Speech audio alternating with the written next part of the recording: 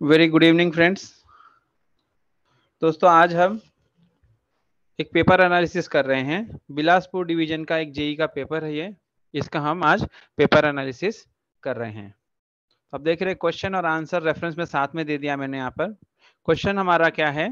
Question हमारा है number of members in railway board including chief executive officer CEO after reformation of railway board in 2020 are, यानी 2020 में जब railway board का reformation हुआ तो उसके बाद से कितने मेंबर्स होते हैं रेलवे बोर्ड में? Number of members in railway board. Option है 3, 4, 5 एंड 6। यहां गौर करने की चीज ये है कि यहां हमें कहा गया है कि इंक्लूडिंग सीईओ। क्या कहा गया हमें? इंक्लूडिंग चीफ एग्जीक्यूटिव ऑफिसर, इसको इंक्लूड करके कहा गया है ना। इसलिए यहां पर हमारे मेंबर्स यहां देखें, member traction and rolling stock, member infrastructure, member operation and business development and member finance.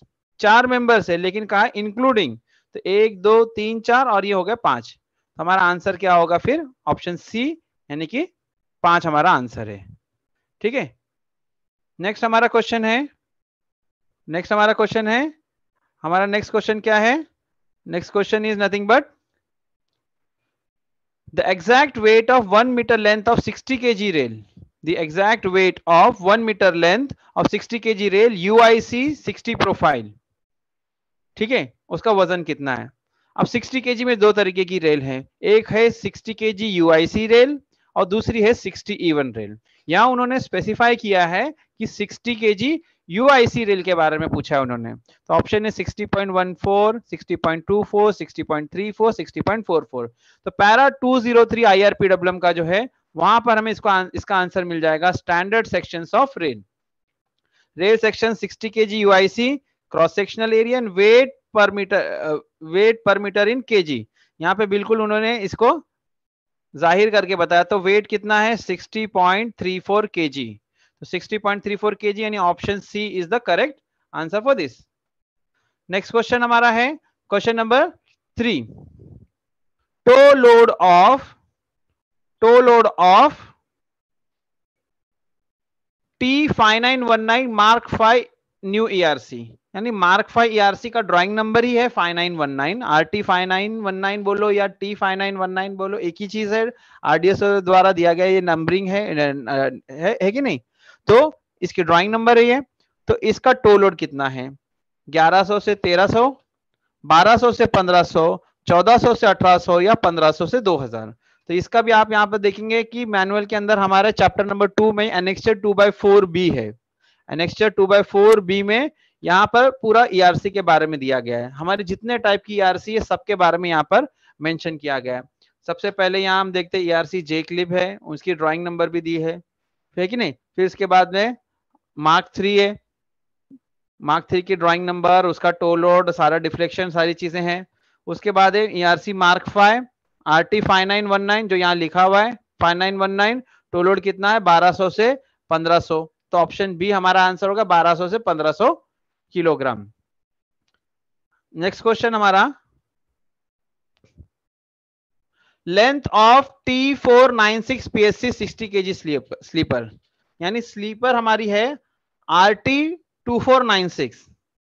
RT 2496 PSC sleeper का की लंबाई क्या होती है? तो यहां पर मैंने जो है कैमटेक की नोट से इसका रेफरेंस उठाया हुआ है। ड्राइंग नंबर के अंदर भी आपको मिल सकता है RT 2496 के लिए। मैंने यहां से कैमटेक से रेफरेंस लिया हुआ है, कैमटेक की बुकलेट में से रेफरेंस लिया हुआ है, जिसके अंदर हमारे स्लीपर के बारे में सारी की सारी चीजें दी गई है। 15 डेज कैरेक्टरिस्टिक स्ट्रेंथ FCK जिसको हम लोग बोलते हैं वो हो गया। Design, toe load, length of sleeper, हमारा सवाल यही है ना 2750 है कि नहीं? Length of sleeper 2750। It is for both 2495 2496, 2495 2496। In fact जितनी भी स्लीपर है यहाँ पे, टर्नआउट को छोड़ दिया जाए, टर्नआउट को छोड़ दिया अगर जाए तो हमारी जो है 2495 2496 ये जो स्लीपर हैं 2495 52 kg की रेल लगाने वाली स्लीपर है, 2496 60 kg की रेल लगाने वाली स्लीपर है। तो 2496 के लंबाई पूछा है तो ऑप्शन हमारा है 2450, 2550, 2650 और 2750। ठीक है, तो इसका आंसर क्या हो गया? 2750, ऑप्शन डी। ऑप्शन डी 2750 इसका आंसर है। अच्छा, यहां पर एक बात मैं आपको और बताते चलूं, एग्जाम में कभी पूछेगा कि पीएससी स्लीपर, सबसे छोटी पीएससी स्लीपर की लंबाई क्या है?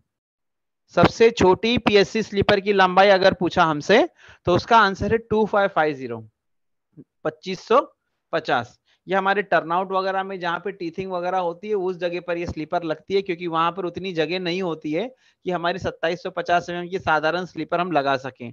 Just for information I am telling you. ठीक है, नेक्स्ट हमारा है question number 5। As per IRPWM 2020 inspection schedule of JEP way other than incharge of sectional, यहां क्या कह रहा है? अदर देन, क्या कह रहा है? Other than incharge of sectional, JEP way other than incharge of sectional for footplate inspection. Footplate inspection की यहां पे बात हो रही है। ऑफ एंटायर सेक्शन ऑफ इस ज्यूरिसडिक्शन इज, तो क्या है? JEP way other than incharge footplate inspection, foot inspection, sorry मैं फुट प्लेट कह दिया, फुट इंस्पेक्शन के बारे में बात है। तो फुट इंस्पेक्शन, तो ये जो है ये पेपर है, ये पहले का पेपर है, उस वक्त जो है अलग से मतलब नहीं क्लासिफाई हुआ था कि running line non running line, अभी के लिए लेकिन अलग है इंस्ट्रक्शंस। तो अभी के हिसाब से दोनों चीजें मैं आपको बता दे रहा हूं, इसलिए मैंने आंसर यहाँ पे लिखा नहीं है। क्या कह रहा है? Complete section once in a month, महीने में एक बार, in a systematic manner for all individual passenger running line. Passenger running लाइनों के लिए उनको क्या कहा गया? महीने में एक बार। और other than passenger running line तो वंस इन 3 मंथ। तो क्वेश्चन के अंदर ऐसा दिया नहीं है कि रनिंग लाइन के लिए करना है या नॉन रनिंग लाइन के लिए करना है, ऐसा यहाँ पे मेंशन नहीं किया गया है। इसलिए मैं यहाँ पर स्पेसिफिक आंसर नहीं दे रहा हूं, मैं आपको सिर्फ ये बता रहा हूं कि अगर एग्जाम में ये पूछा जाएगा कि भाई पैसेंजर रनिंग लाइन तो वंस इन अ मंथ हो जाएगा, और अगर कहेगा कि नॉन पैसेंजर लाइन तो वंस इन 3 मंथ्स आंसर हो जाएगा। तो दोनों चीजें मैंने आपको आपके सामने रख दी। ठीक है, नेक्स्ट क्वेश्चन हमारा,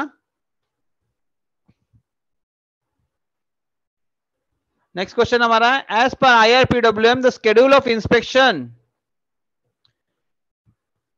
as per IRPWM 2020 schedule of inspection of curves less than और equal to 2 degree curve, 2 degree या 2 डिग्री से कम कर्व, डिग्री का curve by JEP way other than incharge और सेक्शनल, अदर देन इंचार्ज और सेक्शनल कह रहा है। ठीक है, अंडर हिज ज्यूरिसडिक्शन इज। तो यहां पे मैं आपको एक चीज बता दूं, कर्व लेस देन 2 डिग्री या मोर देन 2 डिग्री, ये जो है हमारे मैनुअल में टेबल 1B के अंदर दिया है, लेकिन वो टेबल है किसके लिए? वो टेबल है किसके लिए?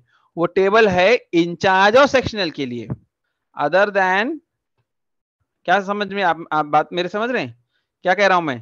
कि अदर देन इंचार्ज के लिए अलग से नहीं दिया हमारे मैनुअल में कि कर्व लेस देन 2 डिग्री क्या होगा, उनके लिए सिंपली कहा गया है अदर देन इंचार्ज के लिए JEE SSC, other than incharge के लिए क्या कहा गया है? All curves once in 6 month, 6 महीने में एक बार। इसका आंसर क्या हो जाएगा? Once in 6 month. यही अगर यहाँ पर इंचार्ज या सेक्शनल की बात होती तो उनकी फ्रीक्वेंसी दी है। ठीक है, वो आपको टेबल 1C में नहीं मिलेगा, टेबल 1B के अंदर आपको मिलेगा। नेक्स्ट क्वेश्चन हमारा, as per specification for track ballast IRS GE1, IRS GE1 track ballast जो स्पेसिफिकेशन है उसके हिसाब से कह रहे हैं maximum retention of ballast on 65 mm square में सीव। हमारे पास अलग अलग टाइप की सीव होती है, 65 mm की सीव होती है, हमारे पास 40 mm की होती है, और हमारे पास कौन सी सीव होती है? 20 mm की, 3 सीव होती है। तो यहां पूछ रहा है कि जो 65 mm की जो सीव है उसके ऊपर मैक्सिमम कितनी बलास्ट रिटेन हो। क्या पूछ रहे हैं? कि कितनी बलास्ट 65 वाले पे रिटेन हो। तो उसका यहाँ पे आप रेफरेंस देख ले, IRS GE1 लिखा है ना। अभी आपको ये भी बताते चलूं मैं कि हमारे पास IRS GE1 जून 2016 पहले हुआ करता था ट्रैक्स बलास्ट स्पेसिफिकेशन के लिए, लेकिन अब जो है GE1 2016 की जगह GE0001 Feb 2023 आ गया है। तो हमें उसको रेफर करना है, थोड़े से चेंजेस उसके अंदर है, बहुत ज्यादा चेंजेस नहीं है, but because it is latest तो हमें वही यूज करना है। तो उसके उसी में track blast specification IRS GE0001 Feb 2023 के अंदर 2.3 जो है पॉइंट, उसके अंदर 2.3.2 में बलास्ट के बारे में क्या कहा गया है, ओवरसाइज बलास्ट में रिटेंशन ऑन 65 mm स्क्वायर में सीव, 65 mm पे रिटेंशन कितना, maximum of 5% ballast retained on 65 mm sheave shall be allowed without deduction in payment. तो वही कहा गया, as per specification of track ballast, the maximum retention of ballast on 65 mm में sieve should not be more than, तो इसका answer क्या होगा 5%। ठीक है, ये हो गया हमारा। Next question, question number 8। दोस्तों ये क्वेश्चन को मैं अटेम्प्ट नहीं कर रहा हूं because this is location specific question. ये क्वेश्चन जो है मैं इसलिए अटेम्प्ट नहीं कर रहा हूं क्योंकि ये लोकेशन स्पेसिफिक है। जैसे कि बिलासपुर डिवीजन का ये पेपर है, बिलासपुर डिवीजन का पेपर है, तो वहां 2 स्टेशन सेक्शन है सीपीएच जीएडी के बीच का, तो उनके बारे में पूछ रहा है कि वो कौन सा रूट है, ग्रुप ए रूट है, ग्रुप डी रूट है, ग्रुप डी स्पेशल है, ग्रुप ई रूट है। तो क्योंकि ये लोकेशन स्पेसिफिक क्वेश्चन है इसलिए I am not attempting it. ठीक है, हमारे किसी काम का नहीं है ऐसा question. Next question number 9। Next हमारा है क्वेश्चन नंबर 9। क्वेश्चन नंबर 9 क्या है, इसको एक बार जरा देख लेते हैं हम लोग। As per IRPWM 2020, the maximum permissible amount of creep is,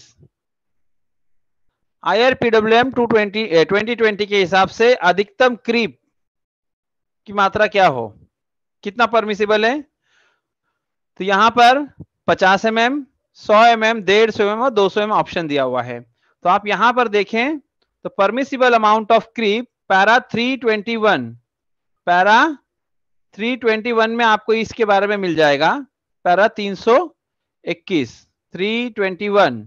point number 6 क्या कह रहा है, permissible amount of creep, creep in excess of 150 mm, 150 mm से ज्यादा shall not be permitted। तो अधिकतम कितना हो गया 150 mm, 150 mm हमारा मैक्सिमम अमाउंट हो गया। तो ऑप्शन सी इसका आंसर हो गया। Next question, while carrying out de-stressing of LWRs without rail tensors, while carrying out de-stressing of LWRs without rail tensors, question को देखे क्या कह रहा है, de-stressing करना है लेकिन बगैर रेल टेंसर के करना है। Before traffic block fastenings on alternate sleepers may be loosened after imposition of speed restriction of 20 kmph, 30 kmph, 45 kmph या 75 kmph। ठीक है, तो 4 ऑप्शन है हमारे सामने। तो इसका रेफरेंस पैरा 340, पैरा 340 के अंदर इसका रेफरेंस है D stressing without rail tensor, para 340।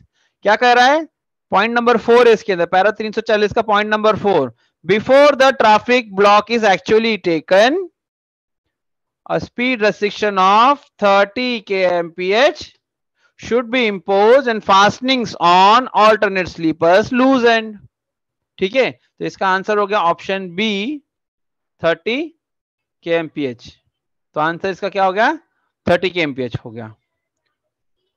Next question number 11। Question number 11, as per IRPWM 2020, IRPWM 2020 के अनुसार if rail temperature after regular track maintenance in LWR track exceeds TD plus 20, यानी regular track maintenance का काम हम कर रहे हैं LWR में, और रेल तापमान during the period of consolidation, यानी कंसोलिडेशन का समय चल रहा है, अभी ट्रैक का नॉर्मल स्पीड सेक्शन की नहीं हो पाई है, ट्रैक बिल्कुल मजबूत नहीं हो पाया, स्टेबलाइज नहीं हो पाया है, कंसोलिडेशन पूरी नहीं हुई है, लेकिन क्या हो गया, रेल तापमान TD प्लस 20 से बढ़ गया। उस परिस्थिति में क्या स्पीड रेस्ट्रिक्शन लगाई जाएगी, क्या कॉशन ऑर्डर इंपोज किया जाएगा, क्या वो 20 kmph है, 30 kmph है, 50 kmph है या 75 kmph है। तो इसका रेफरेंस दोस्तों चैप्टर नंबर 3 IRPWM में LWR ट्रैक के बारे में जो हम पढ़ते हैं, पैरा 345 है रेगुलर ट्रैक मेंटेनेंस। इसके अंदर जो शुरुआत में पॉइंट नंबर 1 है जनरल, उसके अंदर यहां पर लिखा है if rail temperature after the maintenance operation exceeds TD plus 20, TD plus 20 से बढ़ जाती है during the period of consolidation, then the speed restriction of 50 kmph shall be imposed. कितना? Speed restriction of 50 kmph shall be imposed. ठीक है, तो इसका answer हो गया option C, that is 50 kmph, 50 kilometre पर hour. Okay, next question. As per IRPWM 2020, when rail temperature is within limits, rail तापमान limits के अंदर है. क्या लिमिट है हमारे रेल तापमान की?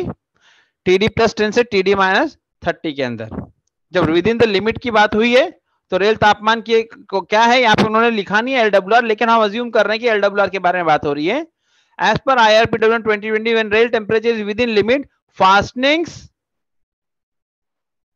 not requiring lifting of rail, ऐसी फास्टनिंग जिसको रेल उठाने की जरूरत ना पड़े, should be renewed with a minimum spacing of, यानी कि ऐसी फास्टनिंग बदली करना है जिसके अंदर रेल उठाना ना पड़े. तो हमारी 3 फास्टनिंग है बेसिकली, ERC, लाइनर और रबर पैड.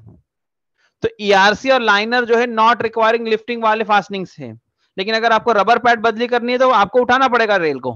तो यहां पर बात हो रही है रबर पैड और सॉरी ERC और लाइनर के रिप्लेसमेंट के बारे में.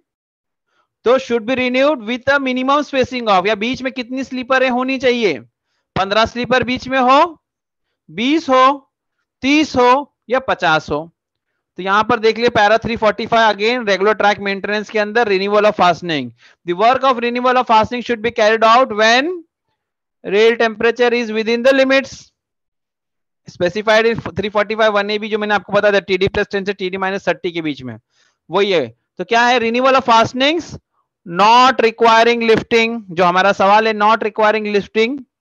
Fastening not requiring lifting of rail shall be renewed on not more than 1 sleeper at a time. आमतौर पे क्या कहा गया है कि एक समय में एक से ज्यादा बदली ना करें.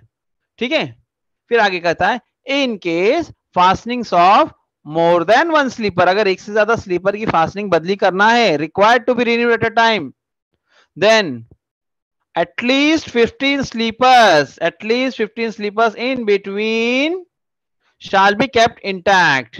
कितने स्लीपर रखना पड़ेंगे बीच में? 15 sleeper. And the work shall be done under the supervision of keyman. तो हमारा आंसर क्या है? Option number A, 15 sleepers in between. क्या है? 15 sleepers in between. Option A हमारा यहां पर आंसर है, 15 स्लीपर. नेक्स्ट क्वेश्चन पे हम बढ़ते हैं. Question number 13. क्वेश्चन नंबर 13 है as per IRPWM 2020, renewal work requiring lifting of rail. अब क्या कह रहे हैं?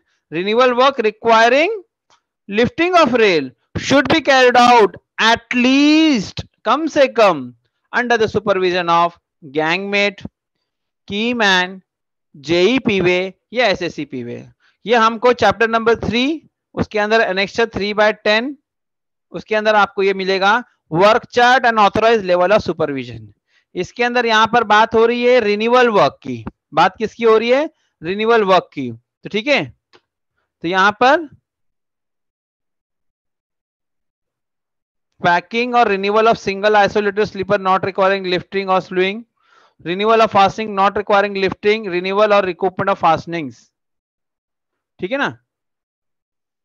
तो यहां पर रिन्यूअल के बारे में बात हो रही है, तो इसका आंसर क्या होगा? यहां पर इन्होंने थोड़ा सा इसमें कुछ क्वेश्चन के अंदर क्लैरिटी नहीं दिख रही है मुझे. इन्होंने रिन्यूअल तो लिखा हुआ है, लेकिन उन्होंने ये नहीं कहा है कि ये काम जो है ये इन जनरल की बात हो रही है या टैंपिंग के बारे में बात हो रही है, लिफ्टिंग के बारे में, किसके बारे में बात हो रही है. So this is like somewhat I'm not clear about this question. मेरे हिसाब से होगा सर. हाँ, JEPWay होगा. यस, यही मैं कह रहा हूं कि अगर यहाँ पे फास्टनिंग लिखा होता, अगर यहाँ पर फास्टनिंग लिखा होता तो ये जाहिर सी बात है गैंगमेट होता. फास्टनिंग लिखा होता तो गैंगमेट होता, क्योंकि यहाँ पर फास्टनिंग नहीं लिखा, सिर्फ रिन्यूअल वर्क बोल रहा है. इस वजह से मेरा इंक्लिनेशन इस तरफ है, इस वजह से मेरा इंक्लिनेशन इस तरफ है. ठीक है, तो JEPWay ये mechanise stamping, lifting, alignment, minor alignment, deep skinning etcetera. ठीक है,